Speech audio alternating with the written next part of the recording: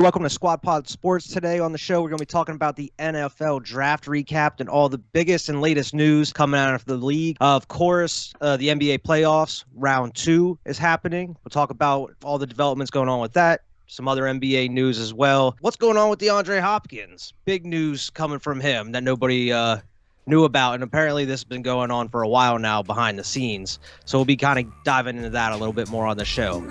So stay tuned.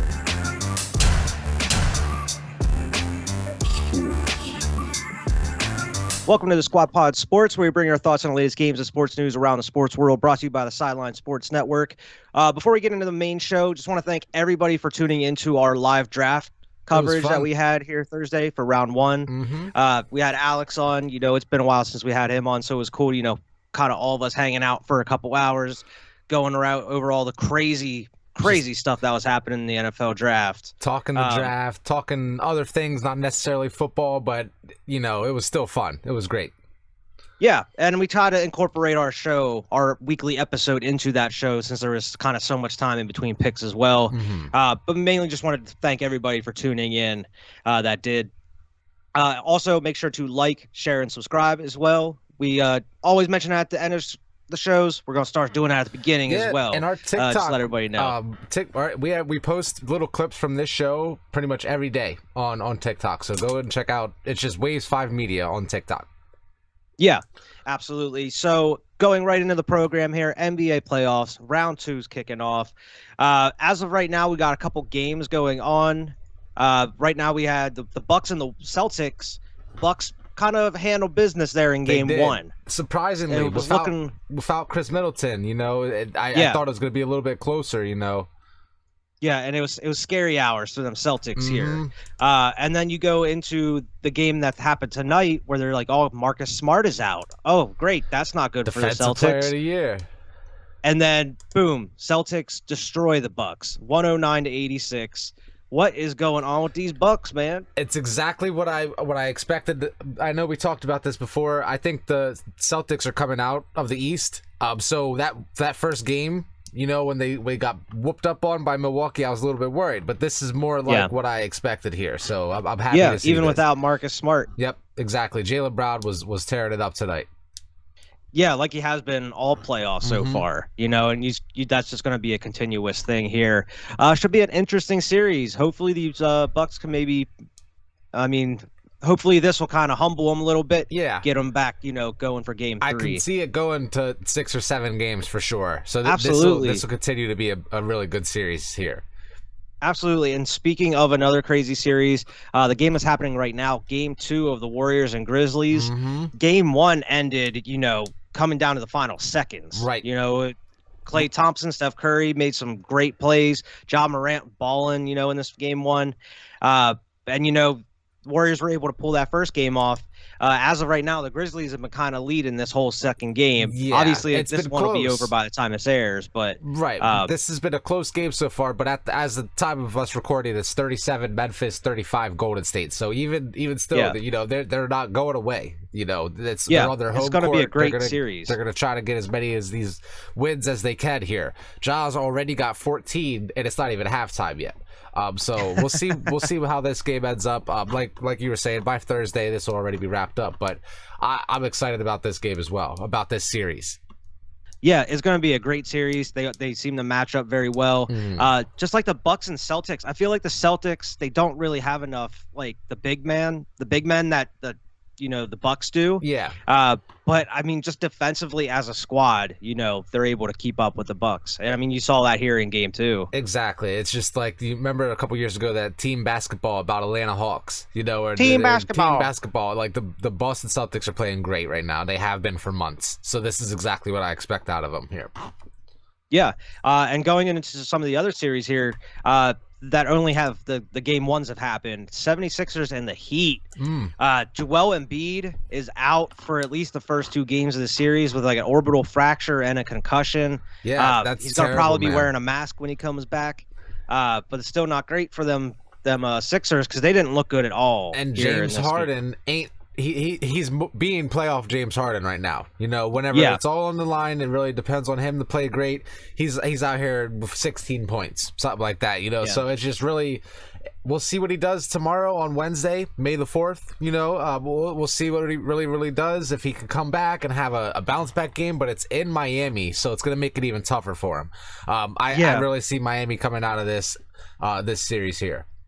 Yeah, and I believe Kyle Lowry is still out for the Heat, but I mean that hasn't been stopping him here so far. Exactly. I mean, I expect them to keep on rolling unless the Sixers can really pull it together without Embiid here and try to steal one. Exactly. But even with Embiid coming in, he's still, even with the orbital fracture and the concussion that he had, he's still dealing with, the ligament damage in his hand. Right. So I mean, he's nowhere near 100%. Yeah, nowhere near 100%. So who knows what it's going to be like. Obviously, it's going to help a bit, but I don't know if you're going to get the full Joel Embiid out here. Right. And you even said, like I saw a quote from JJ Redick, who's like one of the top NBA analysts now, it seems. He's out here speaking facts on these shows on ESPN. He's even saying that like Harden needs to just settle in as a role player. Like he's not going to be able to take over a game right now. Like he's not what he was, at least as of right now. And he's I think he has a player option at the end of this year. So, and I don't know if anybody's going to offer him anywhere near the amount. It's like $47 million player option. Yeah. So yeah, we talked about that when he got traded. He didn't sign he didn't file a certain paperwork on time or something, and now that kind of gave him the option that he could leave if he wanted to. Right.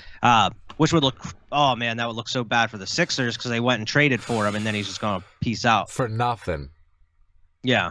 And they lost Ben Simmons, so who knows? Yeah, I see the Heat coming out of that series there. Yeah, I think they're gonna come out of that as well.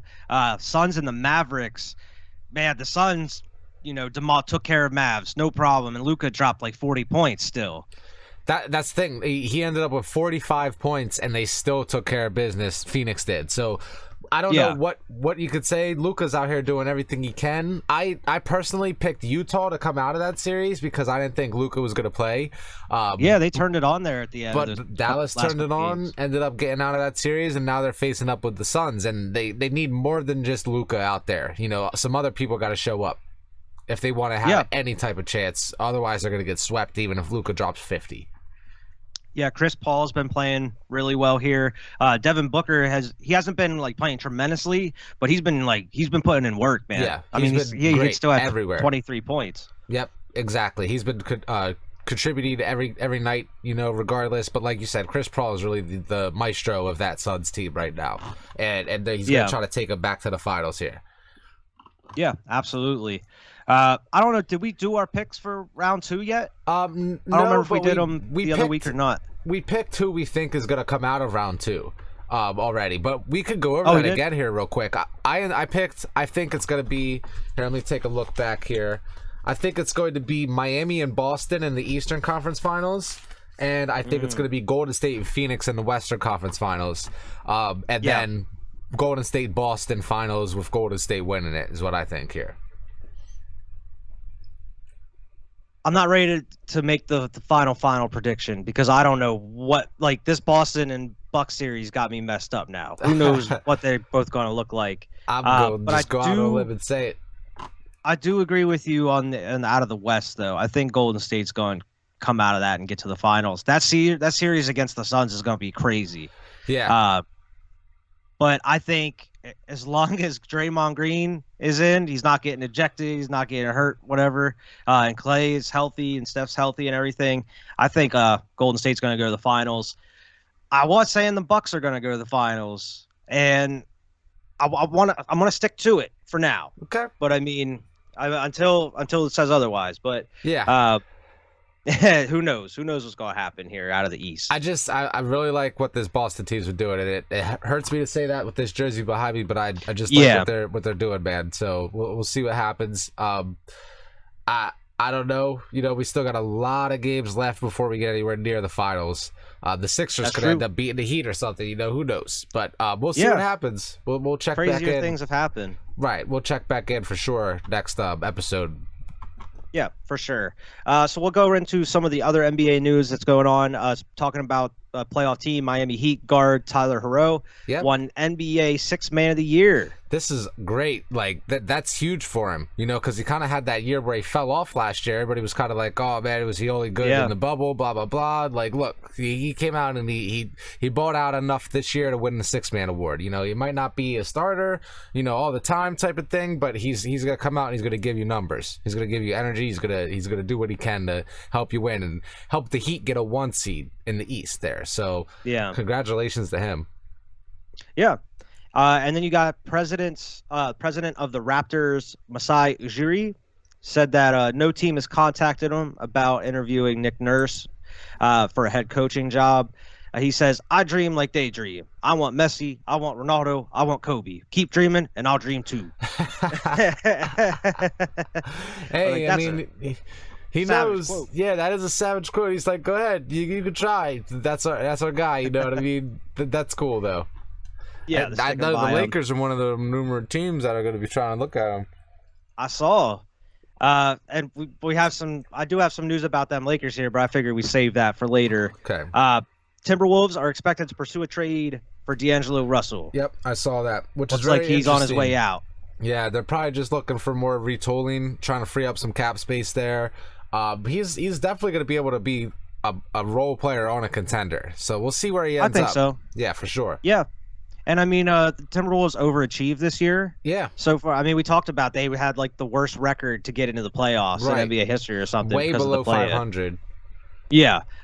So I mean, they overachieved, but I mean, if they add a couple nice pieces, man, they could be something. Yeah, we'll see. I just think that they know what they are realistically, and they know that they did overachieve this year. Like obviously they're shooting for the stars, but D'Angelo ain't really fitting in right there. Yeah. They're not gonna get rid of Cat. And it has been reported that Rudy Gobert went to the Jazz and told them to make a decision between him and Donovan Mitchell. Mm-hmm. Man, this has been. It seems like this all been building over the years to this. It has been. You would think with the Jazz, with that much talent they have on that team, they would be able to do something, and it just leads to first round exits, or they make it past the first round, just get bounced immediately in the second. And it's sad because these two could have been such a good duo together. You would think, yeah. I would love to see Donovan Mitchell in a Lakers jersey. So make it happen. Let's go. I want to see it. I'm going to say it right now on the podcast. Donovan Mitchell, because they ain't going to get rid of Gobert. They're going to get rid of Donovan Mitchell. Like, let's be real. Like, I don't think they get rid of Gobert. He's kind of a staple there. I would just love to see him in the purple and gold. So let's just hope for that. Come on. And going to the Sixers here, James Harden has been held to under 25 points in 11 straight playoff games. Damn. It's his longest streak since he came off the bench for OKC. So he's just this playoff Harden right now. This is just what he is. That's just the type of player he is in the postseason. He's not going to show up. He's not going to give you the MVP numbers. He hasn't really been that MVP type player in 2-3 years anyway, so have we seen the last of elite Harden? We might have. We really might have. I don't know. We'll see if he could have some type of resurgence like Chris Paul or something like that, but I don't know. Yeah. But I think Chris Paul, even though he's starting, I think he settled into, he does score when he has to, but he settled into, he can run that offense. Right. And that's what Harden needs to end up doing here. Exactly. You're not going to be that scorer going forward. You're not going to be that focal point on your team. Right. He might be able to lead every now a and team, then you can. But he's not going to be the ultimate scorer like he needs something else there at this point in his career. Yeah, he's that dude where you'll have one or two playoff games where maybe this other team isn't doing, like the other part of the team isn't doing well, and he just blows up that one night. It happens. But I can't see him just doing that every night, to try to lead a playoff team. No, absolutely not. So we'll see what happens, but it's kind of been par for the course for him, lately. Yeah. But yeah, I didn't really have too much NBA news. The other two things I have here are for your Lakers. So I figured we saved them here for your bias bubble. Gotcha. But we can roll right into, all the crazy NFL draft stuff that's happening. Big week for the NFL, man. Big week for the NFL, and it was so refreshing, just talking about the NFL, during the live stream and just seeing all these clips of all these prospects. And not only that, just, kind of going back, I was watching, 2021 clips of the Eagles and stuff and other teams. It's man, football cannot come fast enough. I'm ready for like training camp rumors and news and other trades. And oh man, I'm it's excited. It's gonna be a long summer trying to wait for it here, but I'm just as excited as you are, man. And like you said, training camp and the news that's coming out from it, and just everything that goes along with the NFL offseason. Every year it's the same, and I love it. But just to start, before we get too far into the NFL, speaking of the NFL draft, you got the college teams that are always putting their players into the NFL. Yeah. Ohio State's AD, Gene Smith, proposes that college football FBS leagues operate under the umbrella of the college football playoff with their own rules. So they want to separate from the NCAA like entirely as far as just the college football like part of it there. They want to govern themselves. They think that the 10 FBS conferences can completely operate on their own under their own umbrella of college football playoff. Which I think that's pretty interesting. He's quoted saying he's just throwing ideas out there, so it's nothing crazy or anything like that. But it's interesting to think that a top school's athletic director is thinking this way. And, things are kind of moving towards something like that where they do completely separate from the NCAA as far as the football is concerned. That's very interesting. Mm-hmm. I just thought that was pretty interesting. To see where that goes. Mm-hmm. Right. But yeah, we can get into all the draft coverage here. Like, what did you want to go over the rankings first, or do you want to go over like the first picks, like the kind of the first top 10 or something? Yeah, I mean, as far as whatever you had for the draft there, I can go over the after draft power rankings here. I think it was NFL.com is where I pulled it off of here, but I can go over that after you do a little of the draft here. Okay. Yeah, I mean, the number one pick of the draft, you got Trayvon Walker there with Jacksonville. And I do believe he's like one of the first players to actually sign his deal. I think he got like 4 years or 4 years, 35 mil guaranteed or something. Right. Crazy. But, congratulations to him. They got some help on the defense. You really saw a pattern in that first 10 picks or so of what positions were going to be important here. Defensive end, cornerback, offensive tackle, and wide receivers. Those were really the big focal points of this draft here early on in the first round. It was not a flashy draft as far as the players going in the top couple picks there. It did get flashy in the middle to the end of the first round, but it really was just kind of timid. Like you said, you knew what was going. There was no quarterbacks going first couple picks or anything like that. Like you had just defensive players, people bolstering up that O-line, things like that. So it was nice. It was a good draft still, regardless. I think there was a couple teams. I mean, we'll get to that when we get to the rankings, but I think there was a couple teams, early on, in the beginning of the draft, some of these bad teams, I think they had very solid drafts. Yeah. I think, the Jets and the Lions specifically, with their new organizations, especially the Jets, I think they picked all the right players that they needed to. Now, will the Jets put it together in that division? I think it's going to be a while until they do. But this was like kind of a nice foundation to build off of. Exactly. Like you might see the fruits of this labor 2-3 years down the line here, with a couple more draft classes. But like you said, this is a good foundational year for a lot of teams. Yeah. And especially if they pan out, I mean, in the top 10, the Jets had Ahmad Gardner, Sauce Gardner at cornerback. Sauce. One of the top CB, prospects in the draft here. Mac Jones got to worry about him twice a year now. And then you had Garrett Wilson from Ohio State, wide receiver, one of the top wide receivers in the draft. So that's, two very key positions for a football team. You really want to lock down. And if they work out, man, that's nice for the Jets. And that's 2 first-rounders there for him. At the position. Yeah. So we'll see what happens. They're still the Jets, but I do completely agree with you. I think they had an incredible draft. Them and the Lions both had great drafts. Yeah, we'll see how it pans out for them. Packers were getting a lot of flack because, I mean, they took some nice defensive pieces here in the first 2 rounds. They did draft some wide receivers. A little later. But, looking at some of the trades that happened with, some current wide receivers, veteran wide receivers, a lot of people are like, man, why didn't the Packers try to get in on one of those trades? With Devontae leaving, they really need some wide receiver help there. They need something, man, because Aaron Rodgers is Aaron Rodgers, yeah, but he's not going to be able to do it by himself. So it's another year of them not taking a skill position in the first round like that. So it just, what was Aaron Rodgers drinking? That's what the main question was that night. What was Aaron Rodgers drinking? What was the stat? It was like they haven't taken a wide receiver in the first round since like 02 or something like that. Yeah, like 02, before Aaron Rodgers, I think. It was so long ago. It's ridiculous. That's crazy. He's used to this as well. He's like, oh, okay, whatever. This isn't where I'm making my bread and butter. Obviously, I gotta go out there and make somebody a star. So he's gonna find somebody in training camp that he likes and link up with and make them that second string, third string. Where they're gonna be able to take the top off the defense and do exactly what they need to. I'm not really too worried about the Packers offensively. I think they can handle it. I'm worried about that defense, and I think they are too, to be honest. Yeah, and I think what their draft covered, I think, that'll help a lot. They took a couple nice players there in the first 2 rounds. That'll help their defense out.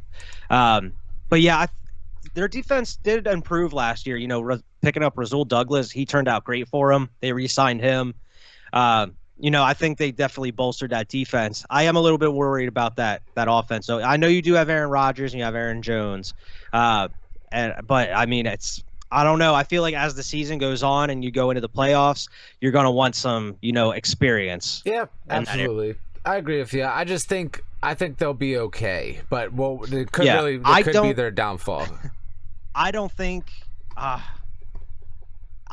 this team is as good as what it was the past couple years for them. Like, I don't know if they're going to get as far or farther with this team they have now, unless they, we still have like 4 months until the season starts. They can still make moves or whatever still, though. But they're definitely not the team that won 13 games twice in a row. I don't think they've gotten any better or any farther than they were before. Absolutely agree with you there. But we can roll right into the actual grades that you have, like the draft rankings here. I'm interested in seeing what you have on the list. This isn't necessarily rankings as far as the draft grades. It's just more or less the team's power rankings post-draft here.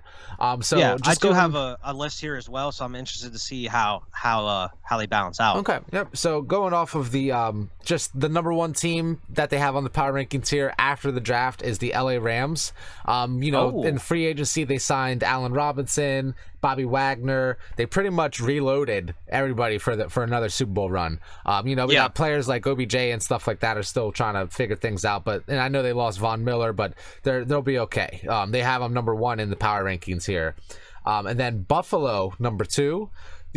Josh Allen is prime position to have an MVP caliber year, and I absolutely believe he will. Probably be. I think he can. I think if depending on the bet, like it'd probably be a good bet to put on him, to win MVP for this 2023 season or 2022 season. But they have Buffalo number 2 there. They're just getting better and better. Cincinnati, they have number 3. They added 3 veterans to their offensive line to help out Joe Burrow. So it's really, and also they drafted secondary help with a safety and a cornerback. So that's really going to be huge for the Bengals. Hopefully it can translate into more success and they can most likely come out on top in the AFC North there. Yeah, they took They went out and got that O-line help real quick, when free agency opened up. Weeks ago. So, they took that seriously. And if they can play, even close to the level they played last year with this O-line, they could be right back in the Super Bowl, man. Absolutely. Absolutely. But then at number 4, they have Tampa Bay. Okay. You got Tom Brady back, of course. Tom. They added Russell Gage, Shaq Mason, Logan Ryan. You got Todd Bowles as the coach now, so that's an interesting question mark. But they do have him number 4 there heading in after the draft here. And then number 5, they had Kansas City, who they're really the titan of the group here, where they're the ones who have everything to lose, and they have been losing piece after piece after piece. So they have them slid down a little bit to 5. It's still, Pat Mahomes is still king in my eyes as far as everything's going until somebody dethrones him. Josh Allen, he's still going to be the one that I think everybody should be fearing. So it makes sense that they have him number 5 there. Okay. Then, on to our 2 teams, because they're nowhere near the top 5, okay? Oh, no. Eagles, 17, okay? signed your boy. Made a huge draft day acquisition there. Had huge draft picks, to really help that team out. The Eagles, they have at 17 there. The Patriots at 20. Weird draft, lost a lot of talent in free agency. I completely agree with us being at 20. It just, the Patriots are not in a good place right now. I just would love to see a very progressive training camp and get to a good place week 1, week 2, But I just wanted to hit on the top 5 and then our 2 teams specifically as far as where they had them ranked. Okay. Yeah, what I had was just like the actual NFL draft grades themselves for each team over the course, of the 3 days. Like I mentioned, the Jets had an A+. Yeah. They were one of the best teams in the draft here. The Ravens, they took care of a lot of business there on the defensive side, making a lot of good picks. You have my Birds. They had an A+ as well. Nice. Jets, Ravens, and Eagles were the only teams with A+. Then you got like the Bills, the Broncos, the Lions. They all made some pretty good pickups. At the bottom here, the only D's are the Patriots and the Cowboys. Oh, God, I hate being in the same place as the Cowboys, no matter what it is. It was an interesting draft, man. Bill Belichick says, "Fuck your mock draft, fuck your projections. I'm gonna go do whatever I want to do and pick who I want to pick." So, and Bill, we trust. Yeah. I'm just gonna keep rolling with it, man. Just gonna keep rolling with it. And I mean, a lot of people were saying that what's that offensive tackle pick, the first rounder you had? Strange. People were saying that was a weird pick, but I was actually looking, and a lot of people had him rated high up on their draft boards. Yeah. Patriots just didn't want him to, fall out and them not get him. Right, because we probably, it might have been a pick that we wouldn't have gotten in the second round. Somebody else would have got a little antsy on him, but who knows? Yeah. I hope he turns out into something good here. But yeah, I mean, as we reported during the the draft special that we had, I know a lot of people, I mean, if you watched, thank you. If you haven't watched, some of the news that broke during that, the Ravens traded Marquise Brown, Hollywood Brown to the Cardinals. So, I mean, apparently Lamar Jackson was not happy about it, even though apparently he knew about it. It's been in the works for a minute. Not happy at all, man. And now, on the flip side of things, you have Kyler Murray and Marquise Brown linking back up. So they're happy again. Yeah. They haven't been together since college. So it's going to be interesting. I know it's a question of size with him, but I think it's going to be a good hookup. I think they'll be seamlessly connecting, Yeah. Apparently, he actually requested the trade after the season ended. And it's just been kept quiet this whole time. They were just trying to figure out a trade for him. Damn. It just turned out to be Arizona. And it makes sense that Arizona would go out and get Marquise Brown because the biggest news is their other top wide receiver, DeAndre Hopkins, he missed like the last 5 games last year, I believe. With injury. He's suspended 6 games, so he's going to miss 6 more straight. Apparently, he is confused and shocked by the positive test of PEDs. He violated the NFL performance-enhancing drug policy. Apparently, he got popped in November. This is other news that that's been kept under wraps here for quite some time. But yeah, he even said in his statement he came out, he's like, I've been playing for 10 years and haven't had any problems testing. Obviously we're gonna figure this out. Apparently he pulled his appeal of it, I guess.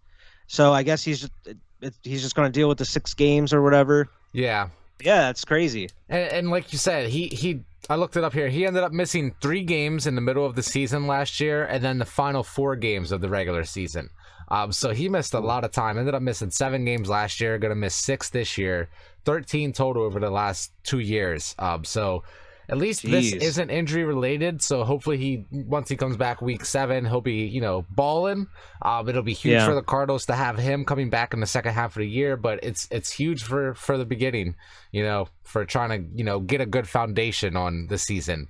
But exactly, he's going to serve a suspension, it looks like. And that's where the Cardinals have really shined the past couple of years, is like those first 8 games or so. Really they have a roll. So who knows? Maybe it'll be opposite. They'll start off kind of rough, and then once they get him back or whatever, they'll be on that roll. So they'll have a nice offense. Get him back in the lineup there. Yep, absolutely. So, I mean, we'll see what happens, but that's very unfortunate for the Cardinals and for D-Hop. Yeah. The Raiders declined 5th-year options on defensive end Clelin Ferrell, running back Josh Jacobs, and Jonathan Abram, safety. So they're all set to be free agents next year. Interesting. Jonathan Abram is injury history, and Josh Jacobs does as well, but like they're both solid players. Like, so that's interesting that they're going to decline Josh Jacobs, option. he's explosive. Right. So, hey, let him go somewhere else. Let him come. And one thing I forgot to mention with the Marquise Brown thing is they picked up his 5th-year option as well. They didn't have to sign him to a whole new contract. They just picked up his 5th year. That was they inherited over there. Figure an extension out next offseason. Or this year, even this offseason or something. Cap casualty here for the Chicago Bears.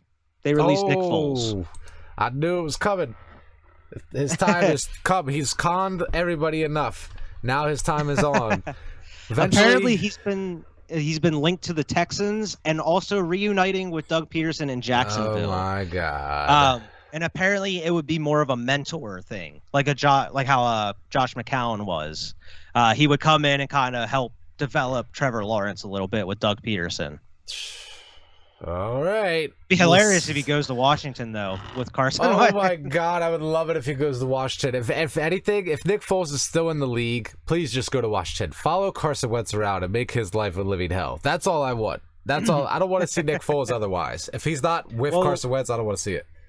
It's funny because like the Washington ended up taking a quarterback in like the 3rd round or something. Exactly. And everybody's like, "Oh, Carson Wentz going to demand a trade," or it's ridiculous. Carson Wentz going to scrub his accounts. They're not the only team with a quarterback that took a quarterback though. It's got players worried, people worried, and everything, you know. But we'll get to that. Yeah. Another BS bullshit news. The Saints signed fucking Tyrann Mathieu to a 3-year deal. Some bullshit. I thought he was coming to Philly. I know he didn't say this, but all signs were pointing towards it. And then you go and choose the damn Saints. It seemed like it. Hey, you had me convinced that he was going to the Eagles, man. I was convinced. And then, boom, it pops up and says that he's going to the Saints. And I'm like, oh, I know why it's bad. I was just like every other Eagles fan. We were pissed. We thought it was happening, man. I thought it was a done deal almost, you know. It just seemed like it was everything was pointing towards Tyrod coming to them Eagles. But with him on the Saints, that's great for them. You know, you got Tom Brady twice a year, so we'll see how that goes. But it's really good for them. Fills in that big hole that Malcolm Jenkins filled. Absolutely. He was such a huge leader and presence on that defense because that Saints defense is nice. So him retiring, Tyrann Mathieu coming in and filling that spot, that's a decent pickup for them. But we do have their pick next year, so I hope they suck. Saints, sorry, but I hope you stink. Yeah, I hope maybe you get a top 10 pick out of them or something. Yeah, one of our first rounders is from the Saints, so hopefully they stink next year. Yeah. Instead of the Wentz watch, we have the Saints watch next year. Just to make sure they lose games. We're always going to be betting against the Saints every week. Yeah. Falcons and former veteran running back Mike Davis. He's being released. Casualty. Sorry. So there's a running back out there for anybody that wants to sign him. He's pretty nice. Washington. This is actually surprising news. Washington signed Steelers free agent guard Trey Turner to a 1-year deal. Okay, it's a 1 year though, so we'll see if he makes it through training camp type of thing. Yeah, prove it deal. Yeah. Speaking of the Steelers, they declined to pick up the 5th-year option for linebacker Devin Bush. He's playing on an expiring contract, which is interesting. Very interesting to see these teams declining these 5th-year options on some of these notable players. What's going on? Is that a contract thing or what? Yeah, I don't know if they're saving money by doing this, and then maybe they'll just sign them to another deal, or I don't know what the deal is. What they're gonna do, but who knows? We'll see how it pans out. Yeah, if they don't pick up the 5th year, do they get money back or something? I don't know. Right. The Texans traded defensive back Lonnie Johnson Jr. to the Chiefs for a 2024 7th-round pick. Ah, damn. That's always worth.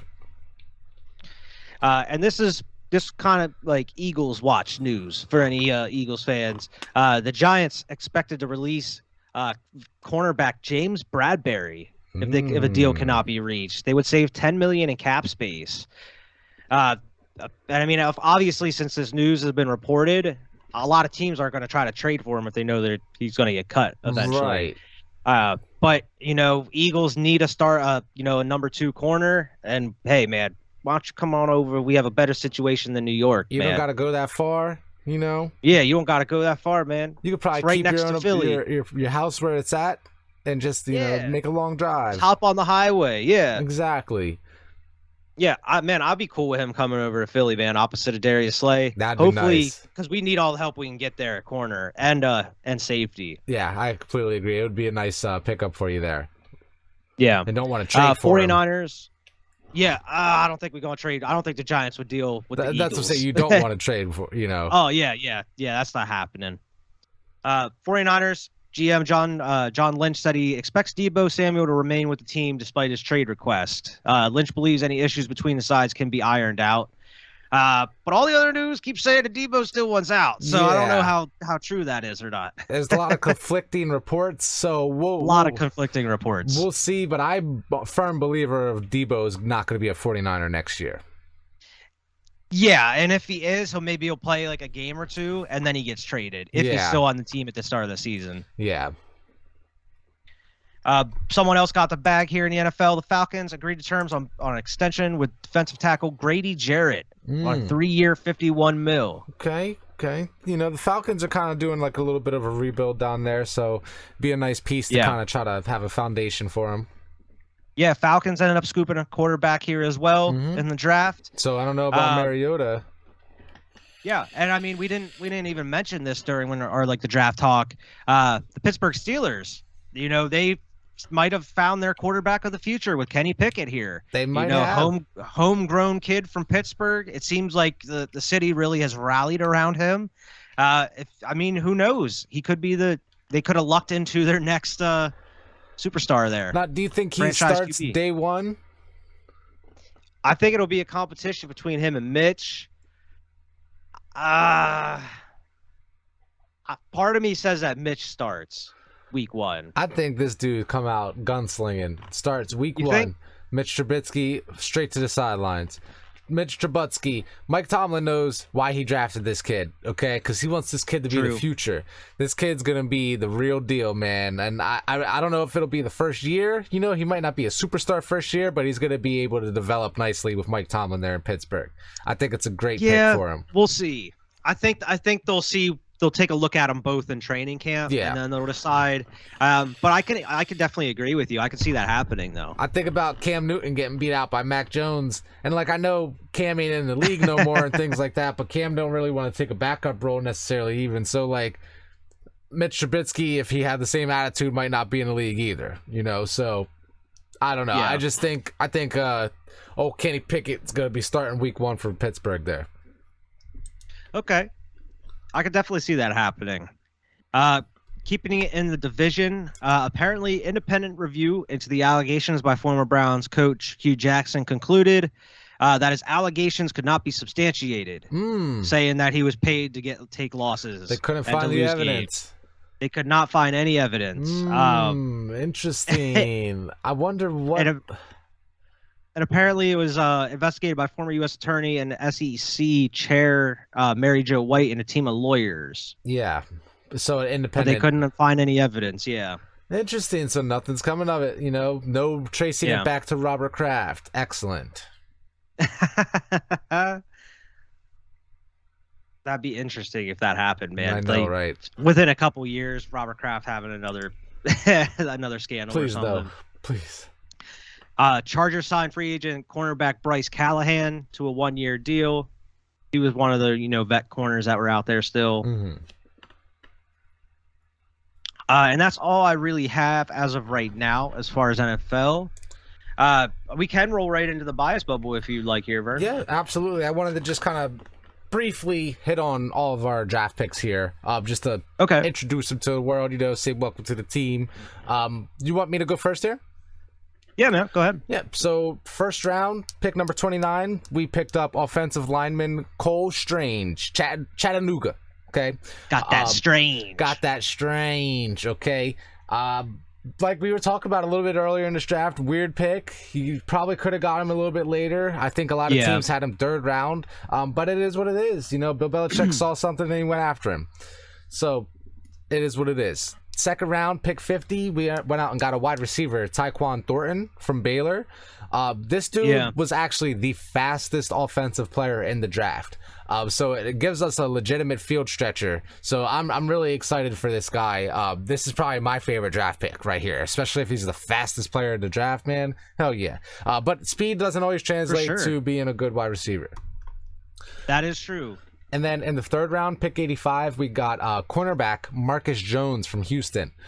This was great because, you know, we really desperately need that cornerback help right now. And then in the fourth round, pick 121, we actually got another cornerback, Jack Jones. So 2 cornerbacks back to back there. This dude didn't necessarily play the most. He did appear in 25 games, recorded 6 interceptions and 19 pass deflections. But this is one where he had some off the field issues, but we'll see what really happens here. Fourth round pick, 127. We picked up a running back, Pierre Strong, South Dakota State, you know. Pierre Strong.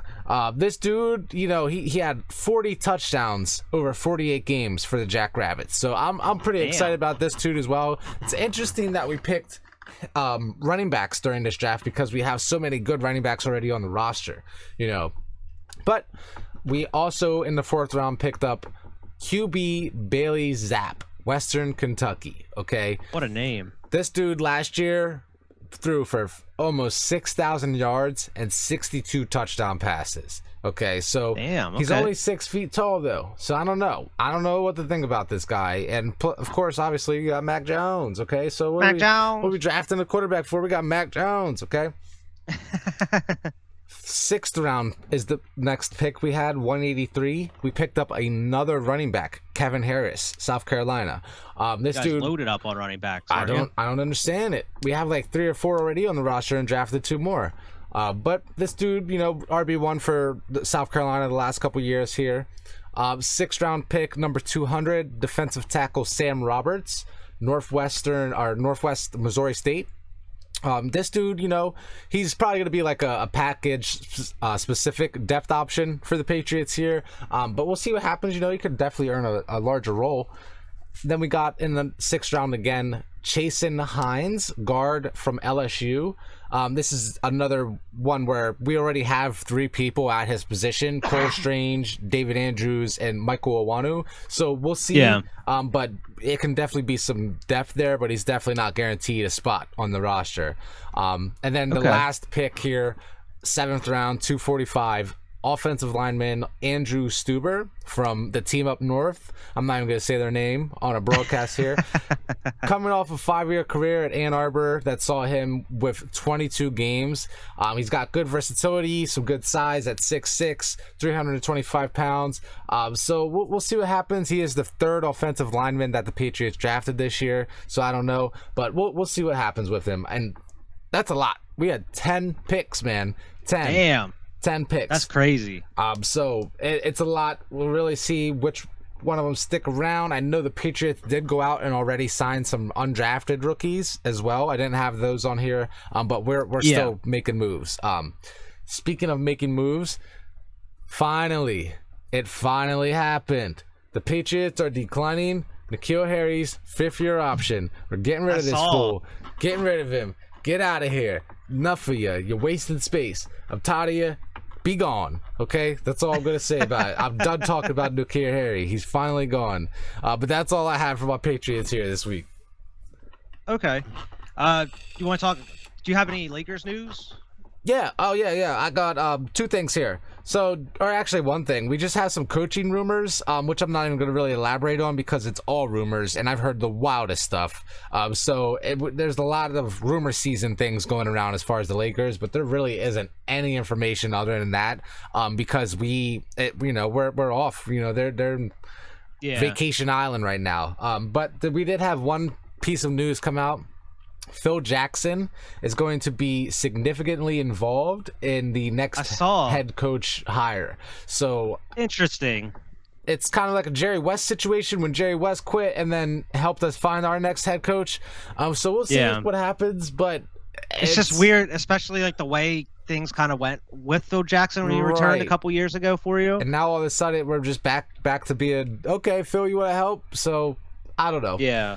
It is weird. They're just trying to see what's going on here. I think he should be consulting LeBron James on the next head coach, but they're going for The other Phil. thing I had for you guys here is apparently this is from Shams Charania, so I trust this dude.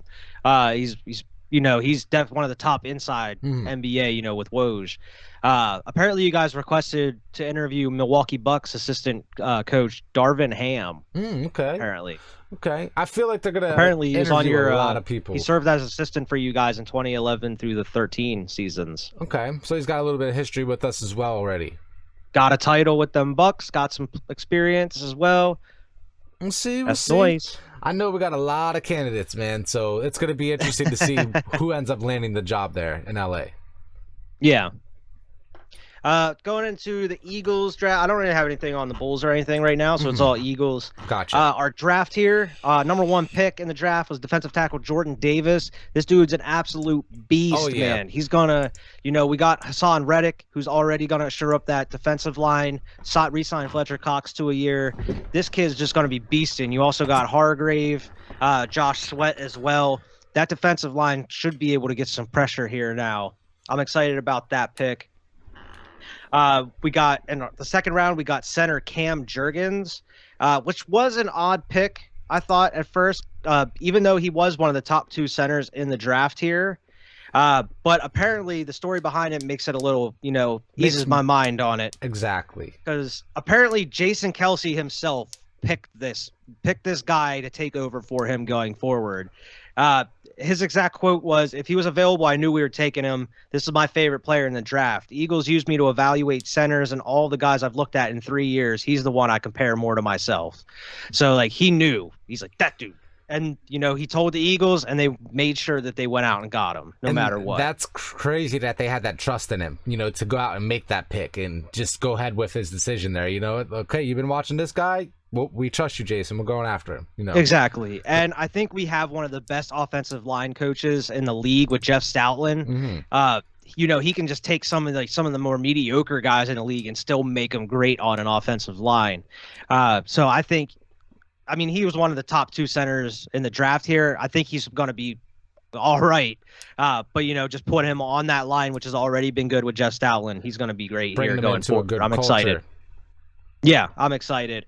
And I know that Jason Kelce re-signed, but I'm still hoping, maybe he'll come back again next season, but who knows? Third pick in the draft, probably one of the biggest fucking steals of the draft. Nakobe Dean, linebacker, fell all the way to the 3rd round, and then Eagles went out and got him. I couldn't believe it.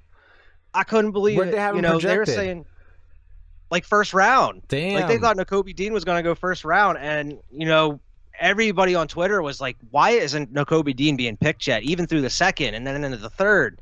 And then all these rumors were saying that he had injury issues, they were saying that he would need surgery on his pec that he declined, and that he would be redshirted through the first season here. And then Eagles went out and scooped him, and they're saying, yeah, he's going to be good to go playing OTAs. He doesn't require surgery and all this. And Howie Roseman said that he called the doctor 3 or 4 times just to make sure. Yeah. You're all right, right? But even Nakobe Dean came out and said, all this is BS. I don't have any injury stuff. I'm good. I don't need surgery. Yeah, somebody had to put this story out just so he would fall. Yeah. And I don't know if it was Howie. I don't know who it was. I don't trust him. But yeah. It it's could have pretty been crazy, Howie. Man. It absolutely could have been Howie, man. But yeah, he's gonna participate in OTAs. He's already at the facility doing work and stuff. Cool. So it's crazy. Nice steal for you guys. Absolutely. And then we got the 4th round. We picked up linebacker Kerryon Johnson. So that's 2 linebackers in a row. We didn't really have too many picks in the draft. So we ended up our 5th rounder here. Our 5th pick was tight end Grant Calcaterra. But apparently he's been compared a lot with Zach Ertz. So in a way. Another good fit for you guys in your system, regardless. So he's going to be a nice backup tight end with Goddard.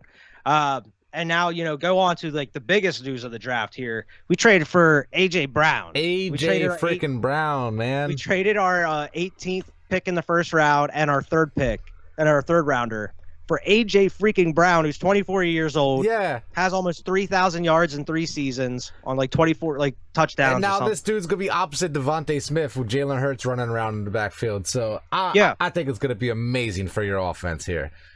Yeah, He's and I mean, I think the Eagles will still lean on that running game. I hope, because they had such a dominant run game last season. That'll open up the pass. You got Devontae, you got, John Brown, you got Quez Watkins, you got Dallas Goedert, one of the top tight ends. That's going to open up the middle of the field for him and stuff too. I think this Eagles offense could be electric here. Yep. Just got to shore up that defense a little bit more. But AJ Brown coming to your squad is huge for you guys, man. Huge for you guys. But, we traded for him, and we also signed him to a deal. And, me, I've talked about it before. Eagles don't really pay wide receivers. So it was crazy to see them pay him a 4-year, $100 mil deal with 57 guaranteed. 25 a year, pretty much, averaging out. That's wild. But like you said, the Eagles don't do that. But this is a guy, 24 years old. You've already seen the production that you've seen out of him. You might as well pay the man while you can before the price goes up even higher. Yeah.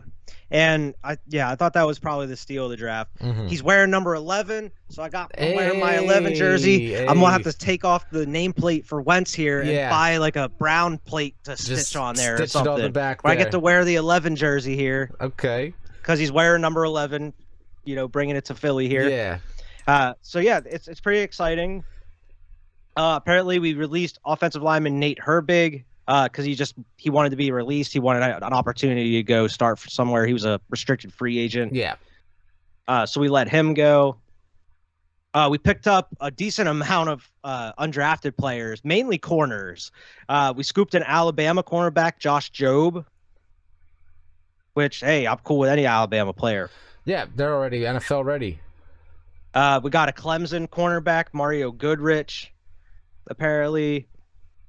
And we got like 2 other cornerbacks as well. I am a little worried about that secondary, mainly just the second corner and our safeties. Seems like y'all are worried about your secondary as well, though. That's the good thing. Like, you're trying to improve exactly. And when Howard Roseman was asked about the condition, the state of the secondary, he said, "We got between now and September. Don't worry about it." That's all he says. Like, we got between now and September. He's like, we'll get that figured out. We got 4 months, either trades, figure something out, and he's done a bang-up job so far, so I'm inclined to believe him. Which kind of leads me to his quote that he had today, and I couldn't believe this is Howie Roseman because of how weird this quote was. He said, "I'm not going to be perfect, but I got you, bro. I got you. I promise. You wanted one, I got you. Have a little faith, have a little trust. I got you covered." That's what he said. Oh, God. Everything has changed in that Eagles organization, man. They're all just like... happy. How he's listening to the Eagles fans on Twitter at this point, where he's like, "Don't worry, man. It's all right." He's like, "I'm just gonna do whatever I can to keep my job." The last bit of Eagles news I have here is Brandon Graham, coming off an Achilles tear last season, is gonna be ready for OTAs. Hell yeah, it's good. He's to Gucci, hear. Good ready to to hear. go. Excellent.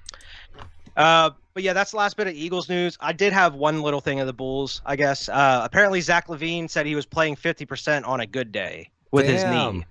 So he said he's going to have surgery immediately. Yeah, you guys still made it that far, though. That's incredible. So that really tells you, like, next year, we add a couple more pieces, you'd absolutely be able to take off and maybe get into the second or third round of the playoffs.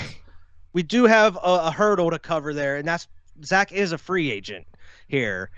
He ain't going nowhere. I know, but it's a little nerve-wracking, one of your star players becoming a free agent, because he said he's going to see what's out there. He wants to kind of it's the first time he's a free agent. Yeah. He wants to kind of peruse. But the Eagles can offer him more money than anywhere. The Bulls. The Bulls can. Chicago. Yeah. We can offer him more money than he would get on a max deal anywhere else. Which, man, I hope it's not a max. I'm trying to get somebody to work around with, man. I know Zach's a great player. Come on, man. I hope it ain't no super max. Super max. Trying to make sure you get his money. I absolutely think we need to keep Zach LaVine. Yeah. If you don't, you need to go out here and try to get Donovan Mitchell or one of these star players. Exactly. You got to do something because you can't do nothing in this league without stars right now. Absolutely. That's all the news I have here as far as the bias bubble, which we can go right into the crazy sports stat fact of the podcast. I actually have it's going to be a little interesting this week. I have a little trivia sports stat fact for you. Got two of them here for you. I love trivia. There's only 2 NFL teams with a playoff win percentage below 250 over the last 25 NFL seasons. Can you guess those 2 teams? I'm going to say one of them is Dallas. Okay. Correct. Ding, ding, ding. Yes, got it. There we go. Okay, I got one. And then the other one I didn't know if you were going to get or not. Oh, yeah, that's the top of my mind is Dallas. Yeah, Terrible. They were 3-10 over the last 25 years in the playoffs. Well, that's 30. That's .30, you know? It's .231.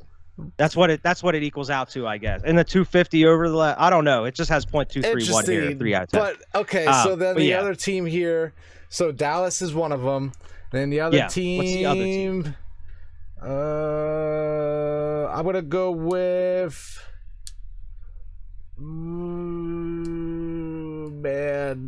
Miami.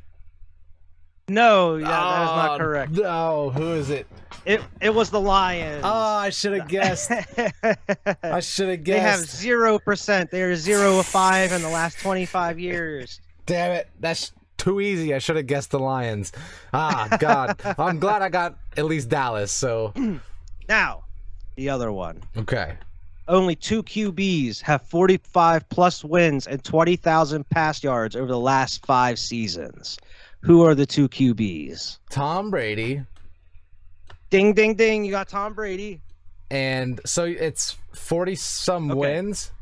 Only 2 QBs have 45-plus wins and 20,000 pass yards over 5 seasons.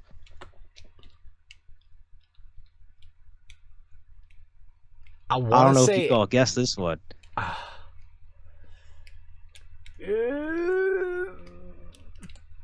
Kirk Cousins. No, it's not Kirk Cousins. It is Jared Goff. What? I was trying to think of something off the wall. I didn't want to just say Pat Mahomes or Aaron Rodgers. Jared Goff. So that's Jared Goff. Testament to that Rams team, man, just killing it year after year with them, like Sean McVay offense, getting wins, racking them up. They were getting 10-plus wins every year. It seemed. And it was just, hey, Jared Goff, congratulations. Too bad you're in Detroit now and things have gone way worse for you. But it's looking like he might not be the QB there in the future. So who knows what's going to happen to Jared Goff? That stat right there even shows me more like Sean McVay knows what he's doing. Yeah, for real, 100%. And that's awesome. Who knows? They're gonna probably have another strong year here this year with Matt Stafford. Absolutely. Old Matty. Like I said, they have him in the post-draft rankings. They have him ranked number 1. Yeah, but that's the show for this week. Make sure to like and subscribe. Make sure to go check out all of the content across our Waves 5 Media channel here. Got a little bit of everything for everyone. And share it across with your friends. Share it with your friends and your friends' friends. Go follow us at Squad Pod Sports on Twitter. We're trying to go to 2,000 follows. Hell yeah. By the end of the year. On the road to 2K. But thanks for watching the show, and we'll see everybody next week. Peace.